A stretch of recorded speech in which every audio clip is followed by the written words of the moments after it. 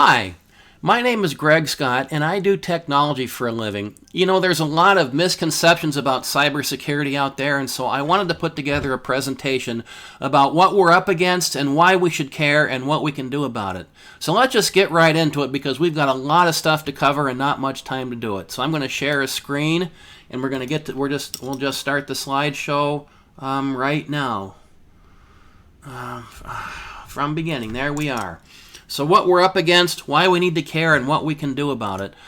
You know, I was back in 2015 when I first published Bullseye Breach, Anatomy of an Electronic Break-In. I was at the Barnes & Noble store in downtown Minneapolis, and I was trying to get them to stock my book inside their store. I learned a lot about how bookstores make stocking decisions over that time. And the guy behind the counter said, you know, Greg, people who write fiction, people who read fiction, they want to look at stuff, they want an escape. They don't want realism, they want an escape. And your fiction, your whole idea of using fiction to present truth better than the news, nobody cares. And so I was trying to tell how important cybersecurity is, and he wasn't listening to it. But there was a lady in pink, that's what she called herself, the lady in pink. She never introduced me. And she wandered over and just said, hi, I listened to your conversation, and you know, I work for Target Corporation. Now this was early 2015, and the Target breach had just happened. Target lost 40 million customer credit card numbers to some attackers. And in Bullseye Breach, in my fiction, my fictional retailer, Bullseye Stores, had lost 40 million customer credit card numbers to some attackers too. Here's where I'm supposed to pause and say any resemblance to any characters in real life, whether living or dead, is purely coincidental. So now I'm covered. So she said she worked for Target, and then she said, you know, it's a shame that we need to be victims to this stuff. We're just sitting ducks, and these guys can do these things to us anytime they want. It's just a shame. And she pushed my buttons, and so I expressed my opinion forcefully, pounded the table. Everybody in the store just kind of stopped and turned their head to me, and I didn't notice till I rattled on for about 20 minutes. And she stopped, and she finally said, Greg, I can see you're passionate about this topic. I want to buy your book. And I had a sample with me, and she put two $20 bills in my hand and took a copy of my book. And I said, well, wait, it's 1895. You don't need two $20 bills. She said, yes, I do. It's worth it to me. That was so cool. That was a great start to my writing career. I wish it would have stayed that way. Here's the thing, the lesson from that story. Too many people think that we're sitting ducks to this kind of stuff and that it has to be that way, and it does not have to be that way. So I'm going to paint a bleak picture at first. I'm going to tell you all the stuff we're up against, and you're going to just think of the world as terrible, but then I'm going to give you a way out of it. This is what, and I know time is valuable. This is what I heard from one of the organization leaders I deal with all the time. He had a problem, and he came back and said, Greg, what can I do to make this stuff all work and stay safe? And I started to tell him some of the stuff I'm going to tell you in this talk, and he stopped me in about the middle of the second sentence, and he said, Greg, just tell me what I need to do in 25 words or less. Everybody laughed, you know, just put the tech weenie in his place. Well, here's the thing. I did go away mad, and what I wanted to say was, all right, fine, just jump off the cliff and learn on your way down. But I didn't. I was a little more diplomatic, but I was still mad. But that statement made me think. People's time is valuable, and I came up with an answer. And I'm going to share that with you a little bit later. I think I can tell you everything you need to know in 25 words or less, or I can at least get you started with it. Except we're going to do an hour-long presentation with a whole bunch of details behind it. But I'm going to sum it up with the 25 words or less.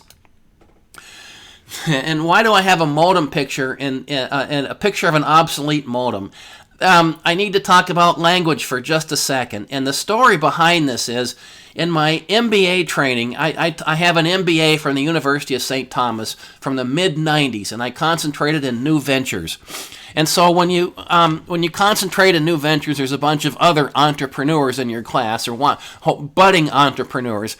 And I was in the middle of my presentation about my business idea. And my business idea was to launch an information utility. This was in the mid-90s now. The stuff we do today, back then, would be science fiction. It would be pure rocket science. Today we call it the cloud. But in the mid-90s, nobody called anything the cloud except for white puffy things in the sky. So here I am, 20 some odd years ahead of my time, talking about this information utility in my presentation to the class, and I said the word modem in a sentence. And the instructor interrupted me. He said, "Greg, nobody knows what a modem is. You got to dumb it down. You can't be using all this technology language." And I thought about that over the past several years too. And you know, when you talk about technology stuff, you pretty much have to use technology words. If you're a musician, have you ever heard music, somebody say, "Follow me and see"? Well, I'm not a musician. What does that even mean, follow me and see? That's a music word. But we all know it's okay for music people to say music words because they need to. It's a shorthand for a whole bunch of explanations. Well, I'm going to use some technology words for the same reason. It's a shortcut for a whole bunch of explanations. So I'll give you definitions when I come into words that might be unfamiliar. I need a favor from you. Meet me halfway. If you meet me halfway, I'll meet you halfway, and we can have a meaningful dialogue. So let's just keep on trucking here. Statistics. I'm going to flip through some. I'm going to flip through some boring statistics that will make your head spin. And first up is this about a cyber attack that happens every 39 seconds. The way the researchers measured that is they exposed a computer to the internet all day long, well, several computers to the internet all day long, and they counted up the average number of times somebody tried to penetrate that computer. And they came up with 2,244 times every single day. Divide that out, that comes to around 38 and a half, once every 38 and a half seconds.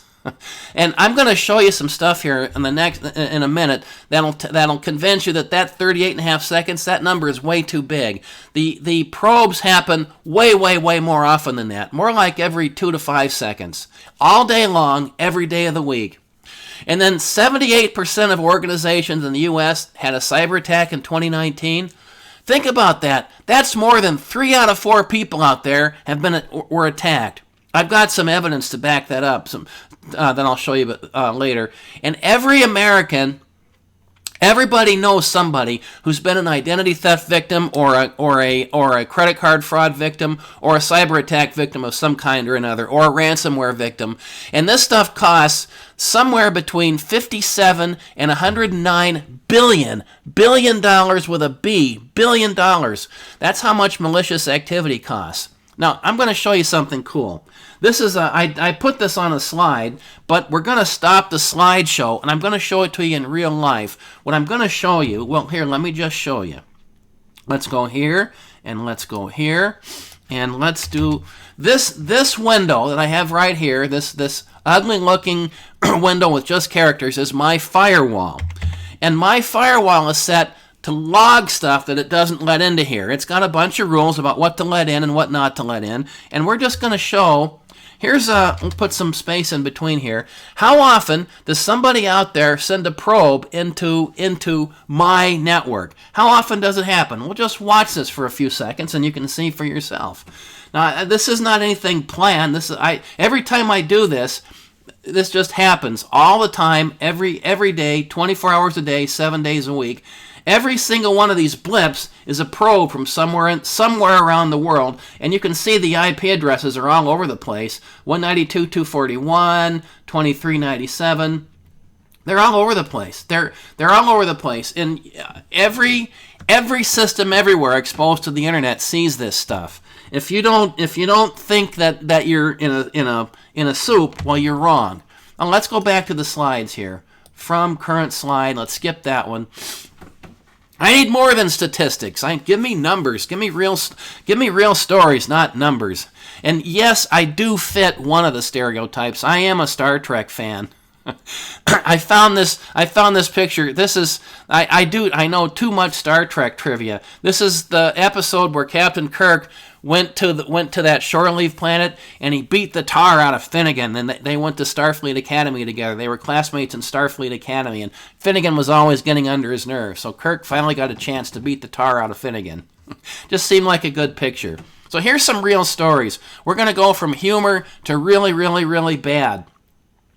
This was, and all these stories, by the way, are from September of 2020. I'm delivering this on October 12th, 2020. So this stuff is all 6 weeks or newer. That's how often we see cyber attacks around the world. This one was a ransomware attack from a hospital in Dusseldorf, Germany. Somebody attacked this hospital and shut down their systems with a bunch of ransomware. And so they couldn't take patients because none of their systems worked. So they turned one patient away, and the patient had to go to another hospital 20 miles away, and guess what? She died. Somebody died. A patient died because some idiot tried to extort money from a hospital in Germany. Let that sink in for a while. There's more. This is Universal Health Services. This is one of the biggest hospital chains in the United States. They got hit with a ransomware attack too, and a lot of their hospitals had to shut down for a while. And that really did affect patient care. There are stories about a few people who couldn't get their labs done, and they died. We don't know if they died because of the lab incident. We don't know if that's cause and effect, but it's possible. There's speculation. This is serious business. We're all in the middle of this. Here's another one. Everybody in the world knows what COVID-19 is today. We're in the middle of a global pandemic, and companies are racing to try to put together a vaccine. And once we get a vaccine, then we can fight this thing, and the world can go back to normal. Well, this company was working on a clinical trial, and they suffered a ransomware attack, and that cost them 2 weeks. So that means 2 weeks lost. 2 weeks lost of getting us a vaccine that we need because some idiot decided to attack this organization with ransomware. Do you think the stakes are not real high? And of course we got to talk about Equifax. We have to talk about Equifax. Equifax back in 2017 lost data about on more than 150 million Americans. Think about that. If your social security number, driver's license number, all those private numbers, they're all up for sale inside of some underground website someplace. Partially because of Equifax, partially because of what happened sooner. We could do a whole presentation I have a whole presentation about what went wrong with Equifax. You can find it on my website, www.dgregscott.com. D as in Daniel. It's a dumpster fire. We don't have time to go into detail here. Just consider that Equifax is one of many mess-ups. But I'm not big enough for anyone to attack. I like that look on Captain Janeway's face.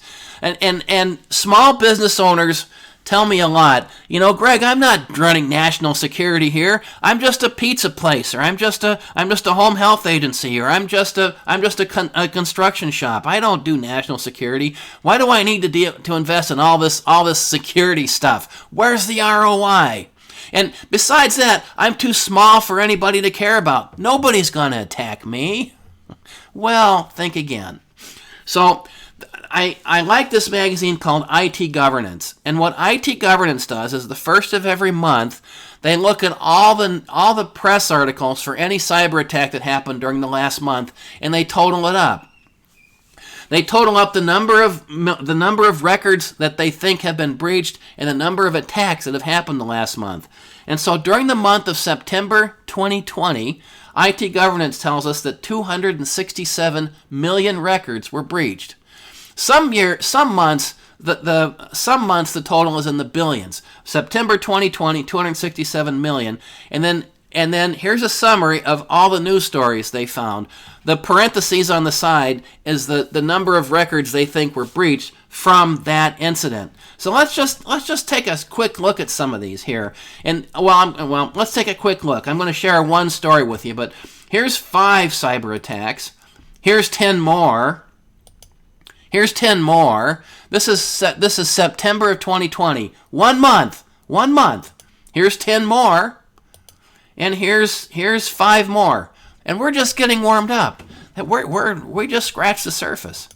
Here's a few ransomware attacks. 10 ransomware attacks from around the world. Here's 10 more. Here's 10 more.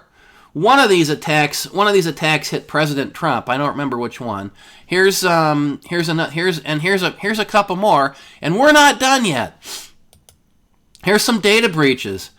Joe Biden's. Yep, Joe Biden exposed. There's a Donald Trump Twitter breach in here somewhere from 2016. Here's a Joe Biden one where his campaign exposed 191 million people to to losing personal information. Here's a few more data breaches, and here's some financial stuff. Just a few articles about financial theft. Here's some malicious insider attacks. And here's some other news, and I want to talk about this coffee maker one in a little bit more detail. Here's the Donald Trump one.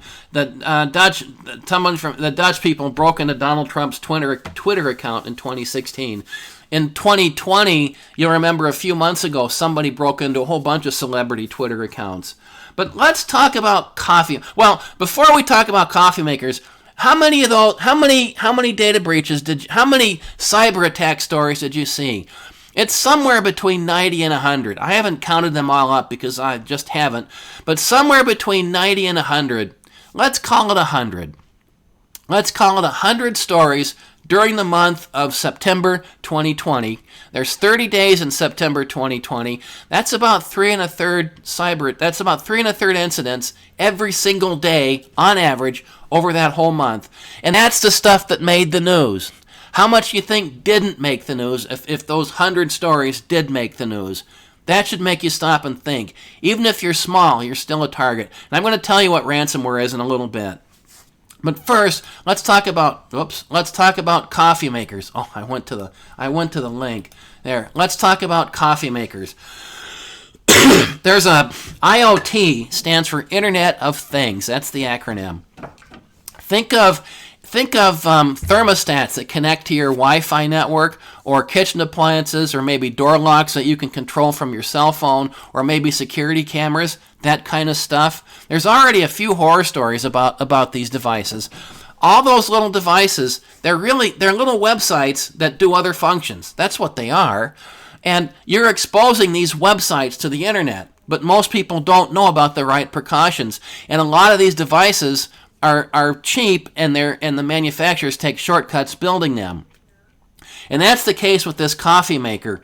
This is a Wi-Fi connected coffee maker. I don't know why you'd want to connect a coffee maker to the Wi-Fi, but let's say there's a good reason for it.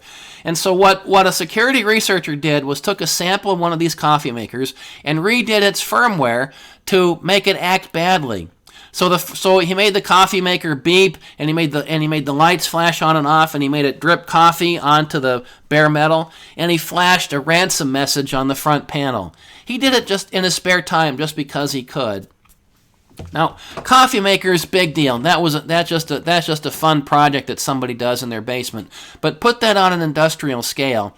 Somebody somewhere finds a weakness in one of these devices and exploits it and uses that device as an in into your company network or your home network. And so one of these days, we're going to see a news story about how an attacker used a device like a coffee maker to attack, to get inside a corporate network and cause all kinds of trouble. It's not if, it's when. It's going to happen. So I'm going to give you some things to do to protect these devices, but that's buy a coffee maker and expose yourself to attack. That's a 21st century thing we didn't have to think about before. Here's where it gets personal. First up is a story from 2014. My mother-in-law in Indiana was after me for years to build her a deck. And so I finally did. That's a picture of the deck work in progress. It's a pretty nice deck. So in 2014, I traveled from Minnesota down to my mother-in-law's in Indiana, put all the tools in the car, and I worked on this deck, and I stayed there for a week and built her a deck. And this was about Wednesday or Thursday. My phone rang, and it was a customer from up here in Minnesota. And what happened was, every time their people touched one of their files, they got a message that said, "This file is corrupted and can't be opened." And that was alarming. And what else was alarming was was a copy of this file in every single directory where their data files lived.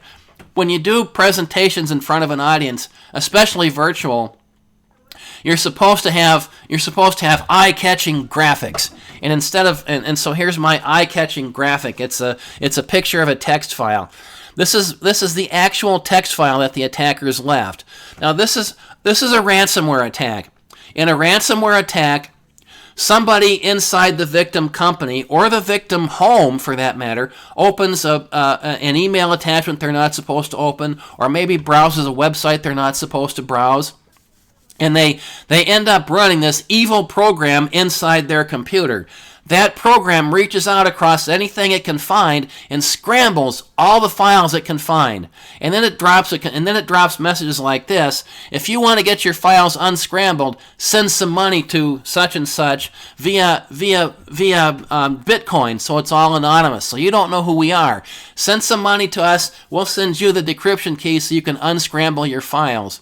And you know, there's a whole ecosystem behind all this. There's technical support specialists you can call who will help you through the process of doing this Bitcoin transaction. There's all kinds of helpful customer service to make your transaction as smooth and easy as possible. Just people trying to make money, right? It's a 21st century shakedown scheme. It has a whole lot of similarities to the stuff that's gone on forever. So that's ransomware in a nutshell. And my customer was a victim. And not only was my customer a victim, I was 600 miles away. The good news behind all that is we were able to recover everything from backups and get rid of the ransomware. They lost 1 day of productivity and 1 day of work. What could have been a disaster, and what has been a disaster to a lot of people, ended up not being a big deal to my customer. Nobody paid money to extortion rackets on my watch, so I'm proud of that. I'm also a cyber victim myself. This is personal, and I'm going to fly through these. In November 2011, somebody tried to steal a bunch of money from one of my credit cards. So U.S. Bank did everything right. Kim and I packaged it all up. We spent an hour chasing down every detail of every transaction. We gave it all to the FBI. I'm getting my acronyms messed up. We gave that all to the FBI, and it all disappeared into a black hole. Nothing happened. I'm still waiting on a call back, and it's 9 years later. The Norm Coleman for Senate campaign. At one time I registered inside that campaign website. Norm Coleman and Al Franken ran the closest Senate election in United States history in Minnesota in 2008. Franken won by just a few votes, and there are recounts and recounts of recounts and lawsuits and all kinds of stuff. Franken won, Coleman lost. Part of the reason Coleman lost was sloppy website management. I'm just sure of it. So I'd registered inside the Coleman campaign, and I thought it was pretty cool that I get these insider emails, quote, insider emails, until I got an email from WikiLeaks in my inbox one day. And the email from WikiLeaks said, "Greg, we just want to let you know that your information is out there in the public domain because of the Norm Coleman campaign." I think WikiLeaks did me a service that day. We've heard about WikiLeaks in the 2016 election, and the Democrats and the NSA follow on, and some of the other stuff that they've released. But WikiLeaks is a mixed bag. They did me a favor that day. There's another time, way earlier, November 2000, DNS stands for Domain Naming System. If I want to find out where to go to Google, Google has an IP address. Think of an IP address as like a phone number on the internet. But nobody remembers IP addresses Everybody remembers names. So DNS, domain naming system, translates names to IP addresses. And I'm a do-it-yourselfer, and I was running my own public-facing DNS to translate my own names. Somebody penetrated it. I ended up becoming part of a coordinated attack against the government of Brazil. I called the FBI. The FBI blew me off, and there's that's me and the FBI. We have a history. And here's a link on the bottom there. That's a link on my website to details about the history. It's fun reading. You'll enjoy it. Me and the FBI. So here's a big question. How do bad guys plunder good guys seemingly at will? How does that happen? How do the Klingons invade this planet and these guys just give them the fruits of their labors and just roll over and let it happen? Why? How does that work? And why do we let it happen? Well, here's how it works. Here's how bad guys win. Bad guys win because they collaborate. They talk to each other. This is a picture of a website called deep.web.com, and it's a directory of pretty much anything illegal you might want to find out there across the dark web. Look up on the internet, look up Tor browser, Tor, the Onion router, Tor, Tor, the Onion router. That's what the dark web is. You put your stuff, you put your website up and you make it accessible through Tor. And there's a whole big long history behind Tor we don't have time to go into. So this deep.web website was a directory of anything illegal you might want to find. And here's a good story. The law enforcement around the world collaborated, and they got together and they shut down this website back in 2019. It's gone. This website doesn't exist anymore. So how do bad guys win? They collaborate, and then they adapt. So once the good guys shut down deep.web, the bad guys put together another website called Deep Onion Web. No doubt a play on words on the Onion router. And so here's a directory of anything illegal you want to find. Bad guys collaborate and they adapt. Bad guys spend all day long probing good guys. They spend all night long collaborating to make tomorrow's probes better. We, good guys, we don't collaborate enough. Mostly, we sit around isolated, and that's why bad guys pick us off, like shooting things in a fair. So but it's more than that. In sports where we hear the word the other team was better than us that day. Well, sometimes we're worse than the other team that day, and this is one case of it. There's a whole bunch of these, but I'm going to highlight this one. This depends on a concept called trust on the internet. I have a whole presentation about that, but it boils down to this. Alice wants to talk to Bob. Now maybe Bob's website is Amazon.com, or maybe Bob's website is a bank. Alice is a consumer. Alice wants to talk to Bob. But how does Alice know Bob is trustworthy? Well, everybody trusts Kathy. Kathy holds a unique position called a certificate authority. So if Alice trusts Kathy and Bob trusts Kathy, then Kathy can communicate to Alice that Bob is okay. Now Alice trusts Bob. That's the concept behind trust on the internet. That's how it works. Forget technology. That's the concept. One implementation detail. Alice doesn't just ask Kathy, hey, can I trust Bob? The conversation doesn't work that way. The mechanics of the conversation works like this. Bob jumps through some hoops with Kathy, and Kathy gives Bob this document called a certificate. And the certificate says, I, Kathy, trust Bob. Bob's a good guy.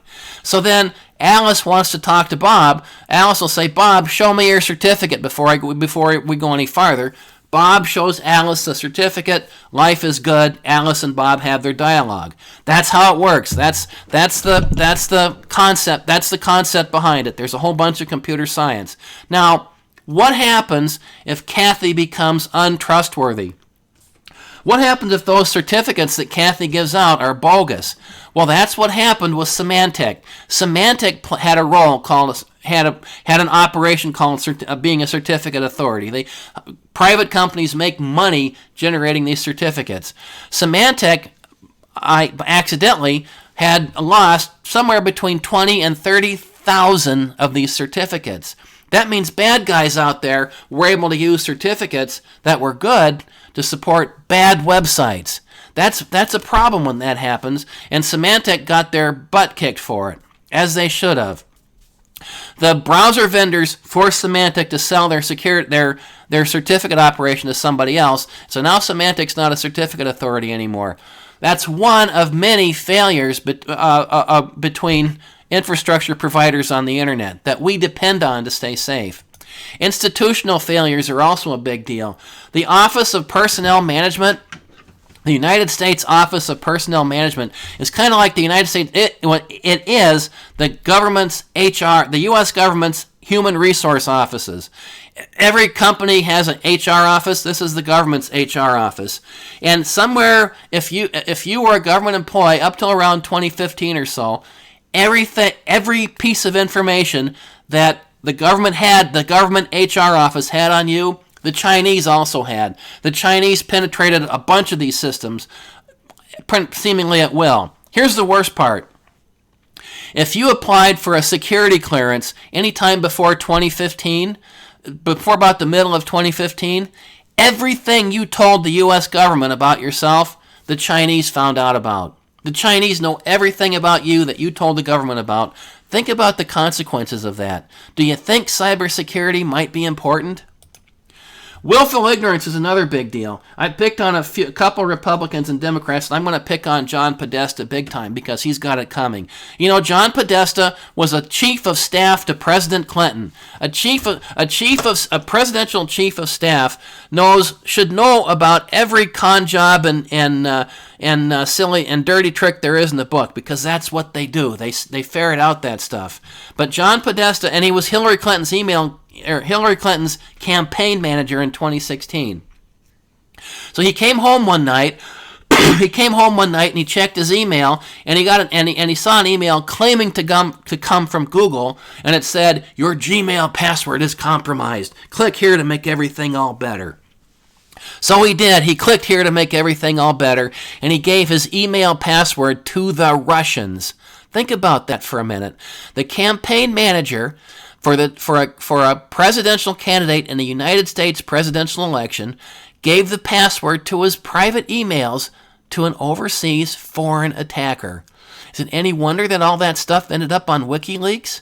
He was one link in a chain of events that ended up having all the Democrats' emails spilled in their dirty laundry, spilled in public through the Russians. Do you think cybersecurity might not be a big deal? This helped decide a United States presidential election. Let that sink in.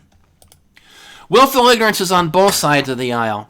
Here's the rest of the story from the Norm Coleman for Senate campaign in 2008. And Coleman was a Republican. Franken was the Democrat. Franken won. Coleman was just as sloppy as it can be administering his campaign website. He kept a spreadsheet with information about all of his donors and anyone that had registered with his campaign. And the spreadsheet had credit card numbers right there inside the spreadsheet, right there on the same system as his public-facing website, right there in the same directory as all of his website files. That's not bad enough. That's about as much of a violation of a PCI guideline as it gets. PCI, payment card industry. There are guidelines for how you're supposed to do this stuff, and one of the biggies is keep credit card information separate from the public-facing website information. Keep it on a separate system and encrypt it. Well, he didn't bother with that. He put it on a spreadsheet right there in the same directory. It gets worse. He set the permissions on his website such that anybody could take a directory of the files on the website. So not only could you look at the content of the website, you could look at the files and find out other content. And so guess what happened? Somebody probed and found that directory, found that spreadsheet, downloaded it, and that's how WikiLeaks ended up sending me an email warning me that I had been penetrated. That's the only way I found out. That's how it made the news, because WikiLeaks told us about it. Otherwise, it would have never made the news. It would have been a big secret. And a whole lot of people who donated to the Coleman campaign ended up becoming credit card fraud victims, and they would have never found out why. Consider that for a minute. And That just boggles my mind to this very day. All right, so we've done willful ignorance. One more. Stolen government attack tactics. The National Security Agency develops cyber attack capabilities against other countries. That's what they do. And so look up Reality Winner. Our Reality Winner, that's a lady's name. Look up her name on the internet and what she did. She stole a bunch of this stuff from the NSA and she published it. She helped WikiLeaks publish it. And so now the whole world knows about all these attacks that the NSA came up with. And guess what? Bad guys are using those attacks against us. One of the biggies is Stuxnet. The Iranians uncovered Stuxnet, and the Iranians are using that against us. Stuxnet was the malicious software our guys developed to try to slow down those centrifuges making atomic weapons inside Iran. The National Security Agency leaked that stuff. Now the whole world knows about it. So what are we up against? What are we up against? It's time to recap. I told you that bad guys have this huge underground supply chain. They're just a whole ecosystem. Anything you want to buy in the bad guy world, just like in the good guy world, there's a whole underground economy for stuff. If I want to pay somebody to launch a DDoS, distributed denial of service, if I want to pay somebody to flood a target with traffic, I can pay money and do it. The companies we're supposed to trust with all these security technologies, they've all failed us one way or another. I went into detail on Symantec, but others have failed, have had problems too. One major credit reporting agency just gave away all of our secrets. That was Equifax, but others have done it too. None of your social security numbers, driver's license, date of birth, none of those things are private. It's fiction. When anybody says keep your social security number private, that's a fiction that your social security number is private. Thousands of businesses have been compromised. The U.S. government, I just showed you, is both a perpetrator and a victim of cyber attacks. And based on the stories I've shared and other stories that I've seen, if someone steals your identity or attacks your business, you're on your own. Law enforcement's not going to help you. You can call and get a police report, and you'll have a police report number. Maybe the insurance company will use that. And if you expect someone to lift a finger to help you, well, think again. It ain't going to happen. So what do? Maybe we just give up. Let's just be slaves to this stuff. Let's just let them own us. So here's one way to proceed. Buy a cave in Montana and hide. Isolate yourself from the world. Pay with cash, because we can't. All the credit card stuff's been compromised anyway. Because bad guys have unlimited time and creativity. You don't. Does that make you mad? Does that defeatist attitude make you mad? It should. Get rid of that attitude. And anyone that expresses that attitude, tell them I said so. They need to get rid of that attitude. Get mad. Get mad. Because we need to win, and we can win. We can fight back. We can win, and we need to win. So here's a winning strategy. And the winning strategy has layers of defense. Burn that into your brain. Layers of defense. So here's the first layer. Email hygiene. And this is nothing new. We all know we're not supposed to open email attachments. People do it anyway. Mistakes happen. But practice good email hygiene, and one of the things I want to teach you is how to decipher email headers. I just call your attention to it. An email header, anybody can impersonate anybody else across the internet in an email message. It's been that way since day one of email. It's baked into how SMTP works, and there's no technology to defend against it. So I can send you an email that says, I'm President Trump, I want you to do these things for me, and you wouldn't know the difference. You wouldn't know the difference unless you knew how to look at email headers. And you could look at the email header and you could find out it came from my IP address instead of the White House's or the Republicans' IP address. Then you'd know it came from me. So in Outlook, just click on File and Properties, and you can look at the email header and you can look at the routing. Find out where it really came from. that might save you a whole lot of time and aggravation if you're not really sure about an attachment, and maybe it's good, maybe it's not. Find out where it really came from. Did it really come from your best friend or from your business contact, or did it come from somebody overseas pretending to be your business contact? Look at email headers. Patching is a big deal. It's also a royal pain in the rear end. Keep your devices up to date. Your cell phones, tablets, computers, and Internet of IoT devices. Keep all that stuff up to date. Cybersecurity is an arms race. Bad guys spend all night long coming up with new attack strategies. Good guys find out about those attack strategies and issue software updates. So when a software update comes in, apply it fast, because those updates have bug fixes and they close security holes. One of the biggies, the Equifax attack that lost 150 some odd million pieces of information about us, that attack came about because Equifax failed to patch an Apache Struts web server. The vulnerability came out in January, and the patch came out in March. The attackers hit it in May, and the rest is history. Had they patched it, that never would have happened. Keep up with your patches.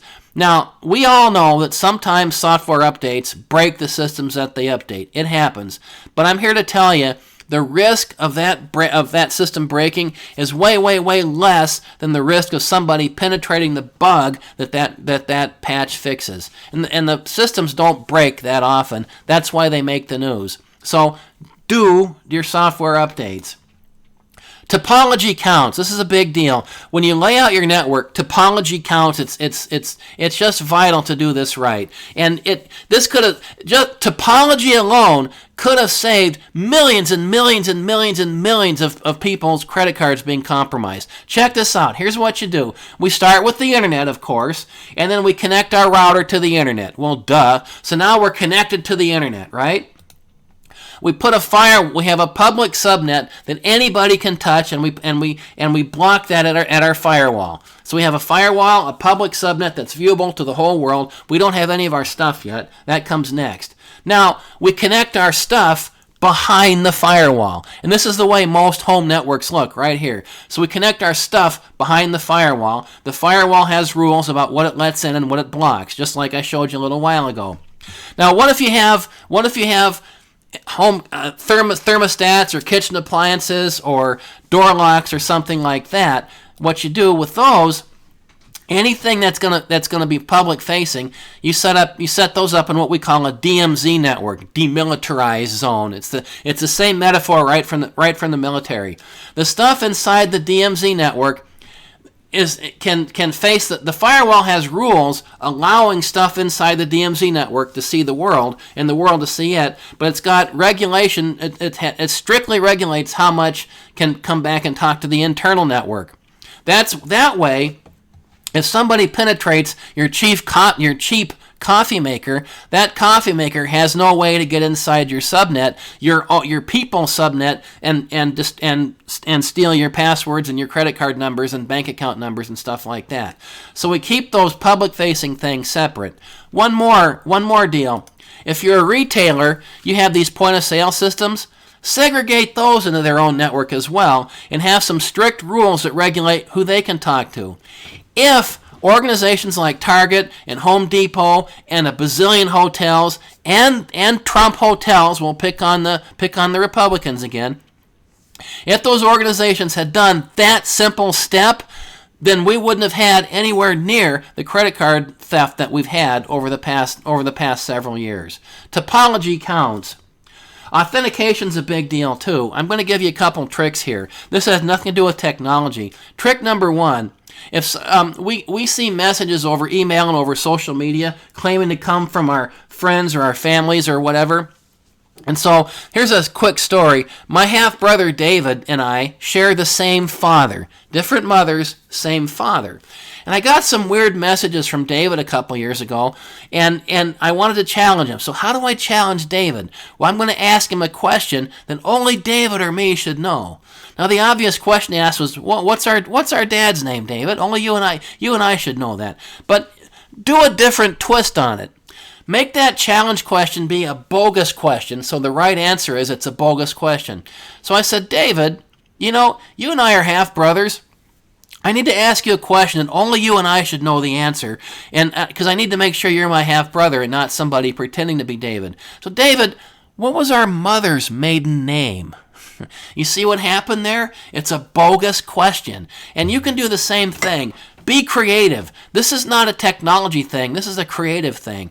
If you're not sure, ask a bogus question that only the two of you should know. That's one thing. Another thing, if you think you're being probed, if you think automation is probing you, this is effective with robocalls and stuff. So you answer the call and you're not sure if it's a live human or if it's automation. Ask a question like this. Say, I need to find out if you're a live human or not. So I'm going to ask you a question that should be easy for a person to answer, not so easy for automation to answer.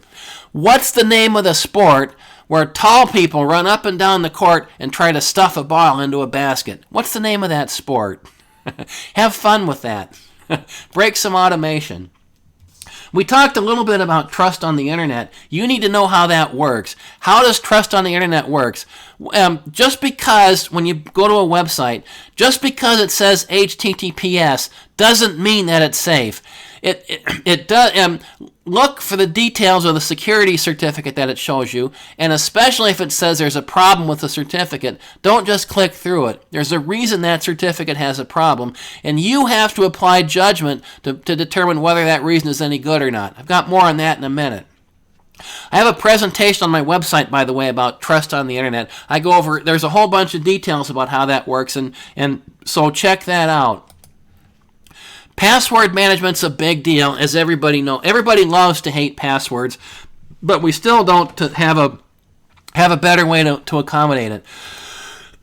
But I'm going to give you something here to use. We've all heard the common wisdom: make complex passwords and use special characters. So here's a complex password with a special character right here. Complex passwords are good because they're hard to guess. And by hard to guess, not just people guessing a password, but a computer machine gunning password combinations. The more character positions and the more possibilities for each character, the harder it is for a password to guess. This is a good, strong password. It's hard to guess. It'll take a computer guessing passwords a long time to come up with that. But here's a good passphrase. Passphrases are even better than complex passwords for being hard to guess, and they're easy to remember. Complex passwords, hard to guess, hard to remember. Passphrases, harder to guess, easy to remember. So I'm going to advocate using passphrases instead of passwords for that very reason. And if you need a passphrase that still has the special character test, here's a way to do it. Good passphrases, and just substitute an @ sign for an A, or maybe a 1 for an I. That kind of thing.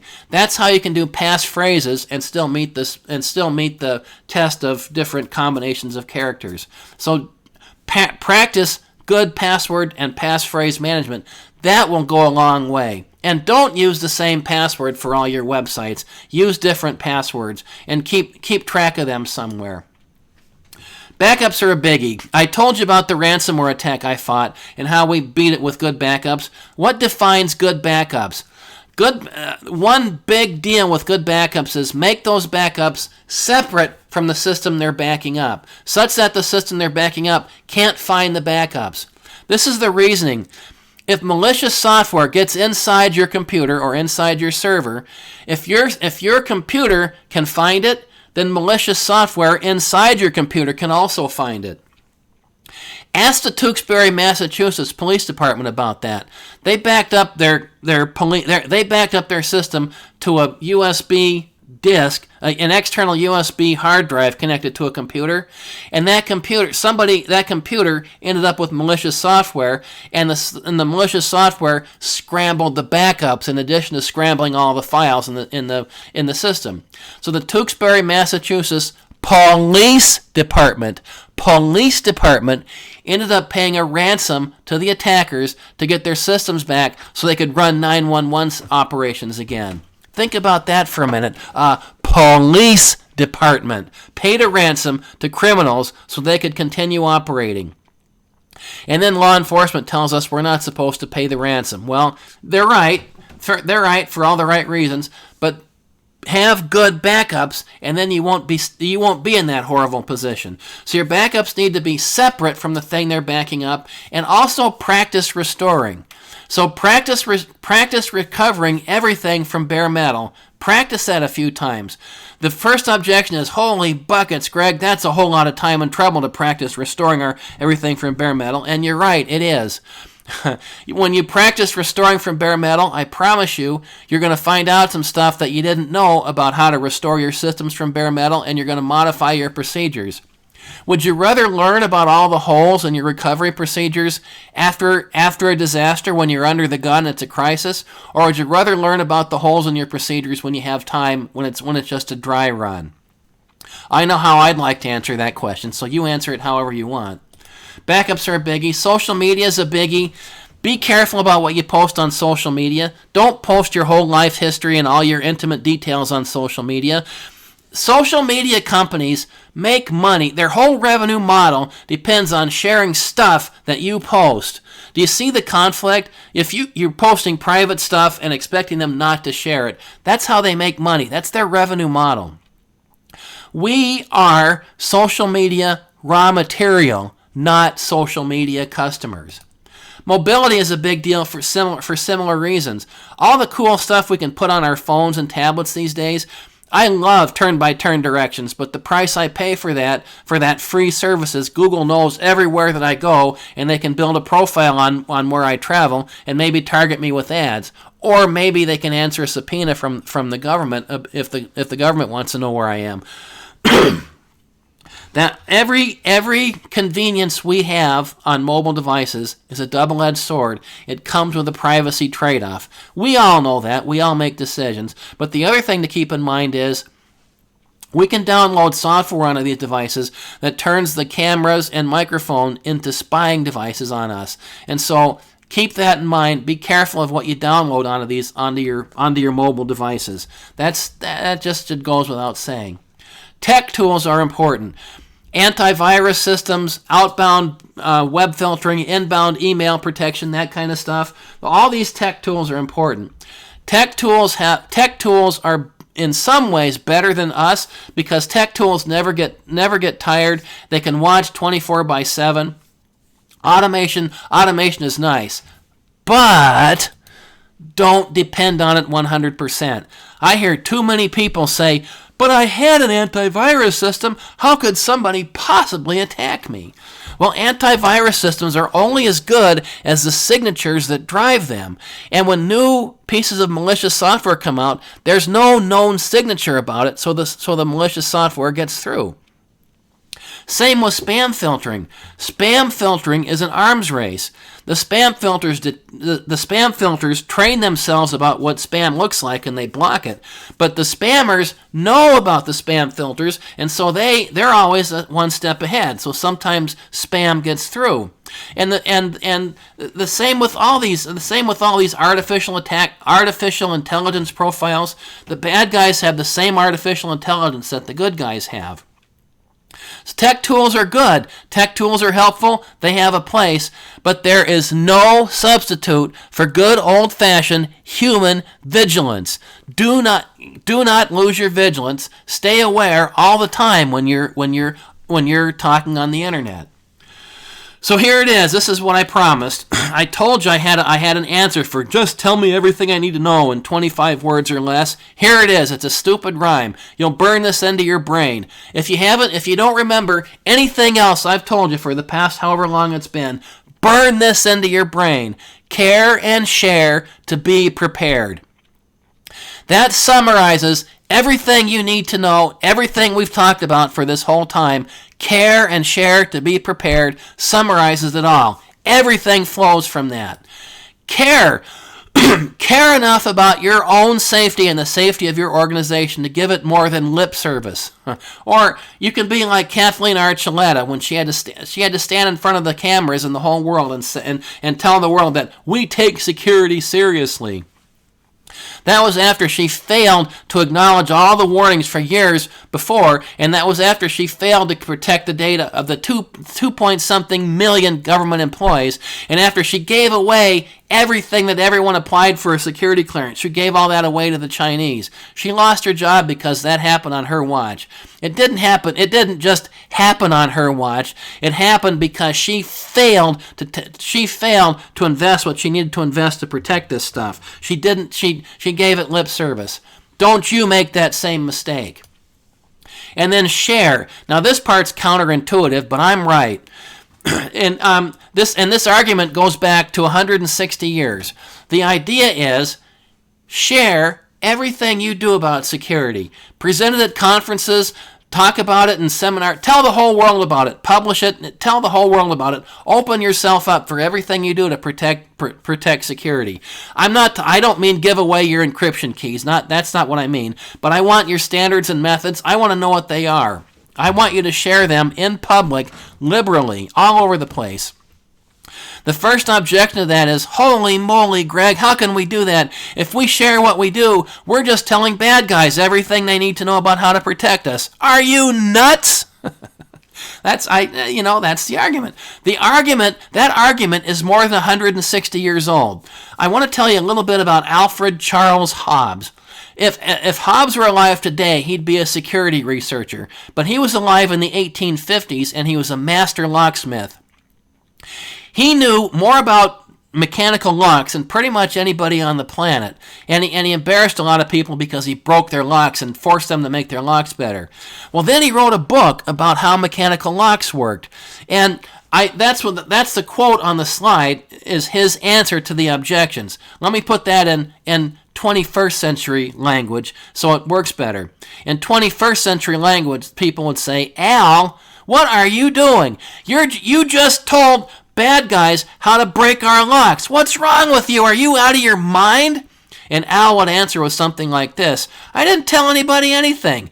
Bad guys already know how to break our locks. Good guys don't know anything about how that works. By publishing this book, all I did was level the playing field. Now the good guys know what they're supposed to know. Don't give me that hogwash. That's what Hobbes would say today.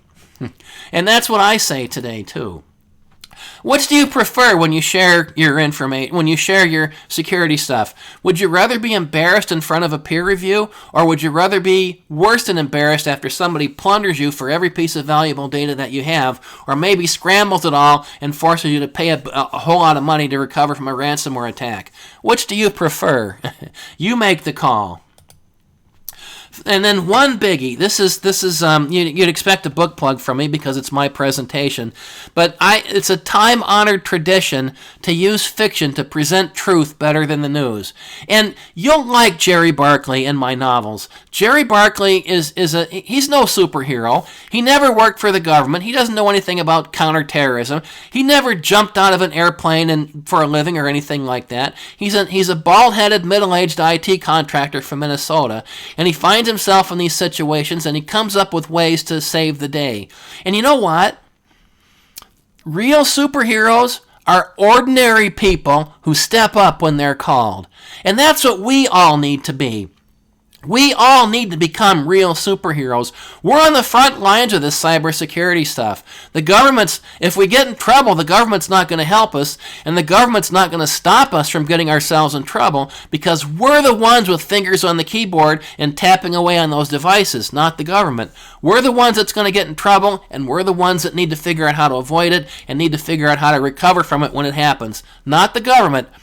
If you want to find the person most powerful in the whole world for cybersecurity, you want to look at that person, hold up a mirror. Security is a process, not an event. Here's what you do. Come up with a bunch of ways to keep yourself secure. Test all that stuff.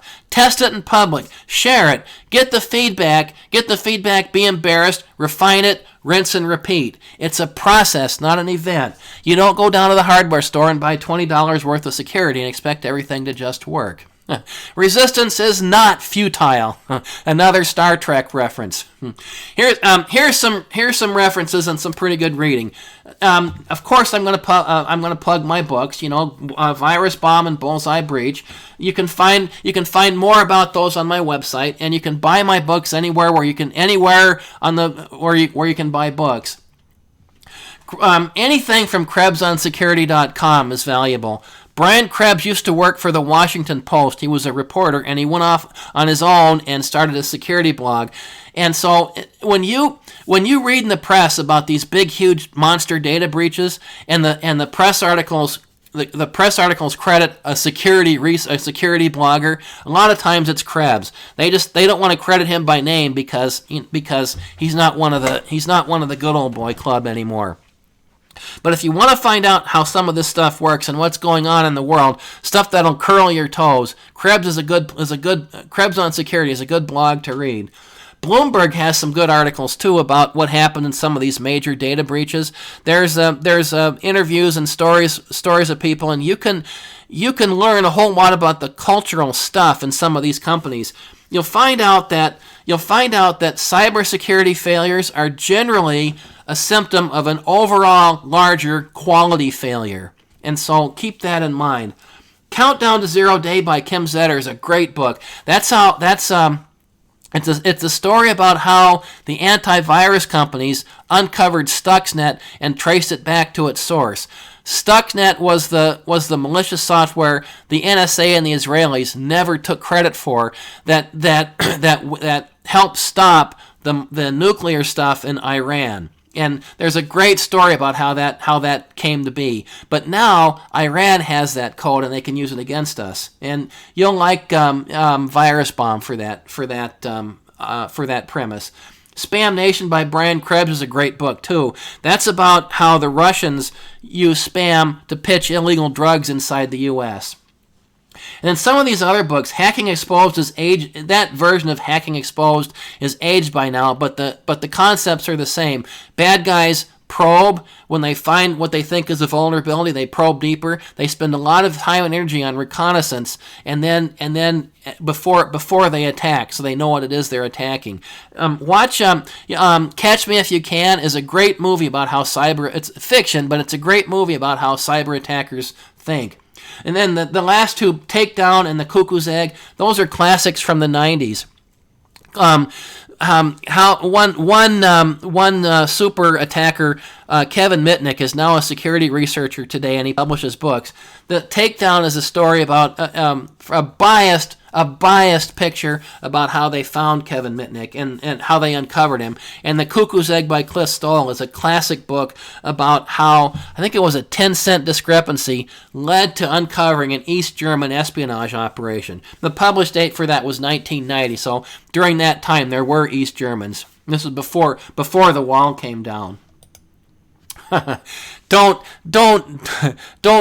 buy dehydrated water from somebody on the internet. Just because it's on the internet doesn't mean it's true. Con games are alive and well today, and they live on the internet. One more plug. If you go to my website, go to dgregscott.com, there's a big red button right there. If you're interested, click the big red button, give me your name and your email address, and I've got some automation that will send you tips, about a dozen tips that you can use, a little bit more detail on what we flew through today. And thank you for hanging out with me. Here's my contact information to get in touch with me. My website, www.dgregscott.com. Both of these email addresses go to the same place. I keep the InfoSupport one because that was the name of my contracting company for a lot of years until I took a different stage. So Greg Scott at InfoSupport.com or Greg Scott at dgregscott.com. And here's how to find me on Twitter, LinkedIn, Facebook, and YouTube. So I'm out there on the social media sites. So with that, thank you for hanging out with me, and that should be I did it again. That should be the end of the slides. We'll go do that. And let's go back here to OBS, and let's go to the webcam.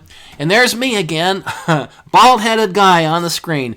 Thank you for hanging out with me. And questions, comments, darts, eggs, tomatoes, just put those in the comments, and I'll keep an eye on it, and I'll answer. So thank you very much for putting up with me, and I'm going to stop the recording now.